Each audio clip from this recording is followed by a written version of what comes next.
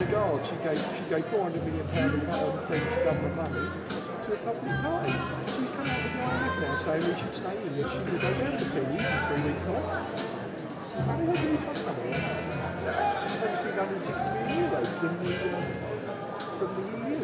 Of course she's going to say she's not going to stay in. Good evening, ladies and gentlemen. We've been waiting a few minutes because obviously the theatre is a bit further away from where most people are parking. We just wanted to make sure that everyone had got in. Indeed, I can still see some people coming down the stairs, so apologies for the slightly later start. When the European Union referendum was announced, I was struck by 3 thoughts immediately. Firstly, as your Member of Parliament, that my vote would be of no greater importance than anyone else in this room. Second thing is that the ensuing campaigns could get bloody, although I had no idea just how bloody they would get. And thirdly, that it was going to be a bit of a slanging match with more heat than light, although I had no idea how little light there would be. Taking these 3 points, I reached the conclusion, my own personal conclusion, that my duty as the Member of Parliament for Bracknell was to try to help my constituents understand the facts behind our relationship with the European Union. And I realised that I could only do that by not declaring my personal position, but by trying to highlight through social media, and I've done this through Twitter, any articles from either side that I thought were particularly insightful and added to the debate. That original intention reaches its conclusion tonight with this question and answer session for the undecided. I stress question and answer. This is not a debate, and I encourage members of the audience to ask questions, not to make statements. I've been very fortunate to get together our panel this evening, 2 from the Leave side and 2 from the Remain side. They're going to each speak for about 10 minutes or so, 10 to 15 minutes or so each. The order is Remain, Leave, Remain. And after that, those short presentations, I'm going to act as chair and take questions from the floor. So firstly, we're going to hear from Julian Lindley-French. Professor Julian Lindley-French is a leading strategic analyst, author, advisor and commentator. And I must say I find his contributions online particularly interesting and impressive, which is why I've flown him over here this evening to speak. So without further ado, Julian Lindley-French.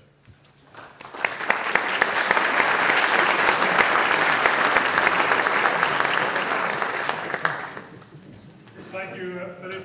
Good evening. It's a great honour to be here. I have a technical question first, if I could. The lights are so strong in our faces here, we can't see you.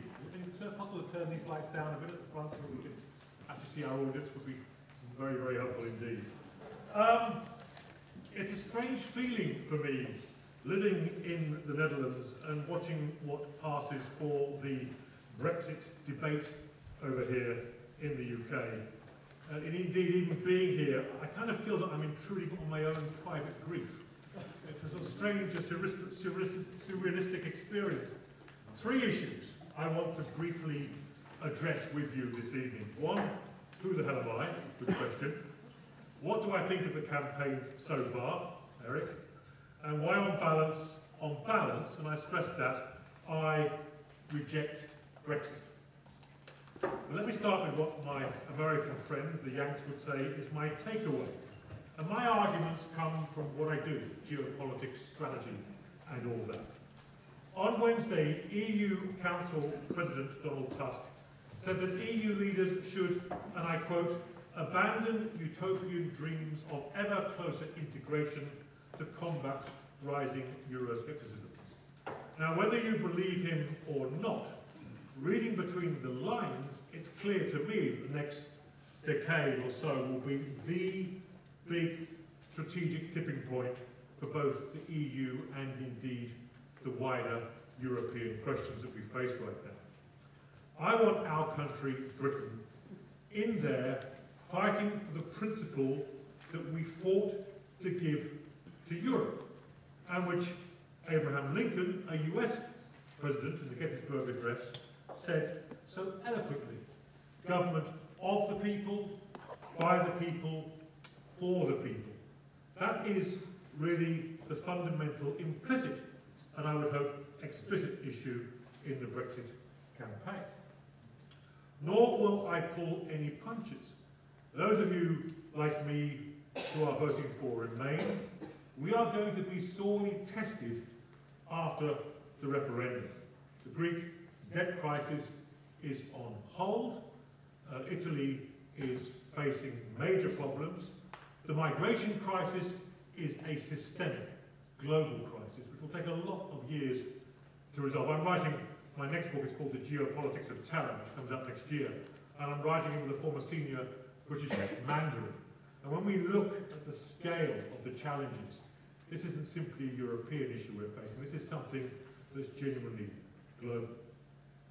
Germany, for entirely legitimate reasons, will push to turn the Eurozone into a kind of hybrid federation under its leadership, a kind of real EU, because they're genuinely concerned that this whole enterprise could collapse. And by the way, it is not in Britain's interest for this to collapse. And whatever Chancellor Osborne says, the EU is an economic basket case that must reform, must become more competitive, or indeed it could well die. So why am, after all that, why am I committed to Britain staying in the EU?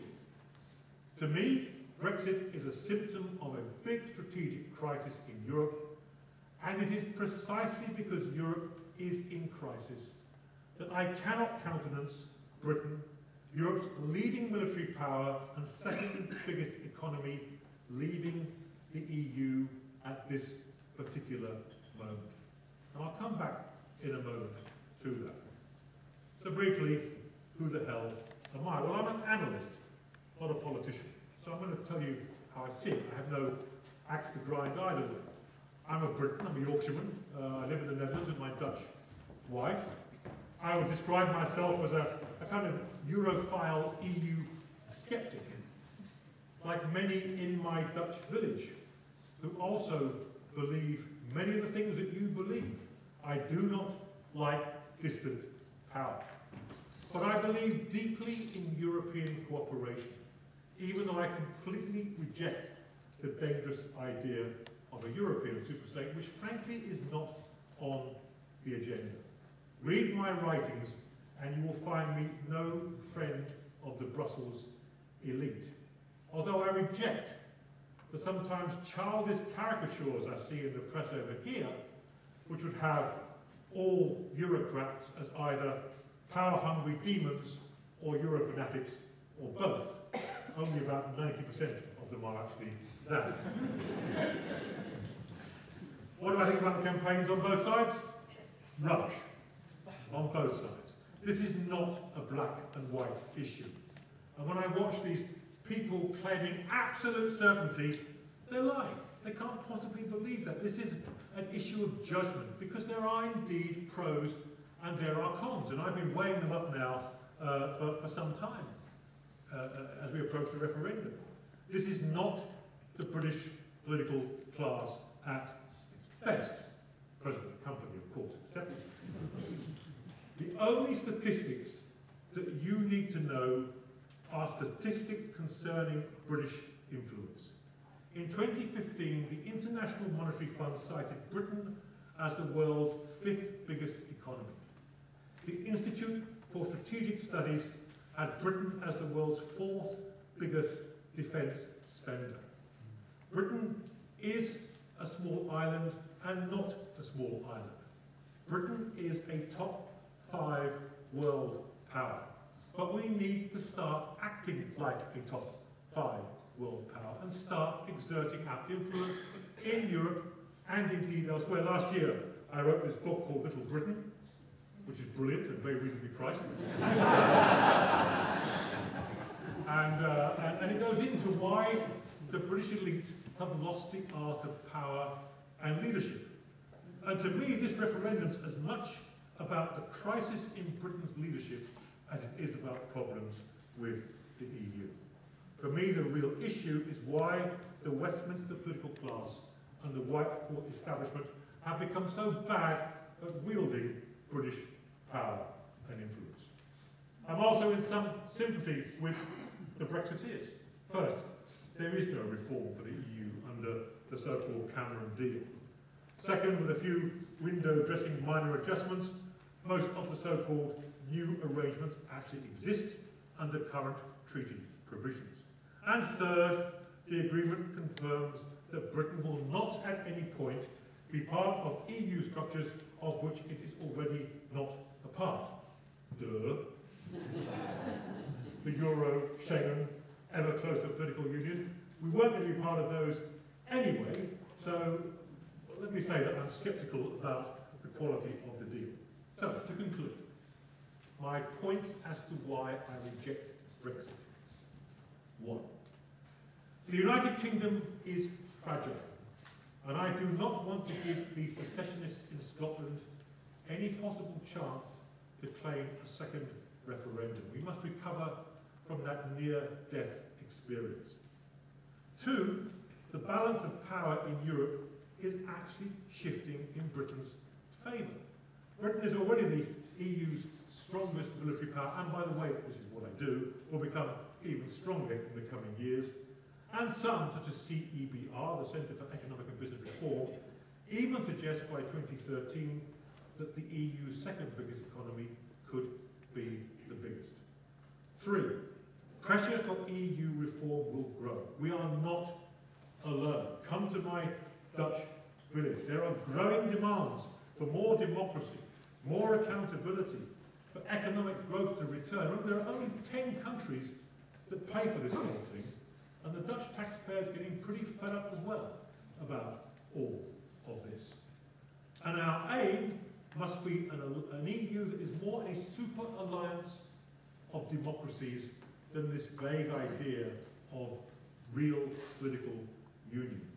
Remember, a few weeks ago, Dutch Prime Minister Mark Rutte said that the idea of a superstate is dead. 4. Immigration. Let me challenge you with this. Free movement in Europe is as much a function of victory in the Cold War as it is to do with the EU. EU or not, we would have had something like free movement, remain or leave, in the wake of the Cold War, because that's what we fought the Cold War. I can remember speaking to a former senior Soviet ambassador, Alexei Arbatov, years ago, who said, just you watch now that the wall's down, what's coming your way. This is much deeper than to do with EU regulation. It's almost a systemic, historic shift of peoples. 5. If it's broke, fix it. The EU is not going to go away, whatever judgment we make. Jean-Claude Juncker, not my favourite individual, has admitted that the EU needs a new political settlement for the Eurozone and the non-Eurozone to work. Britain should emerge to lead the non-Eurozone. It's a vital British interest that we influence what needs to be a new treaty.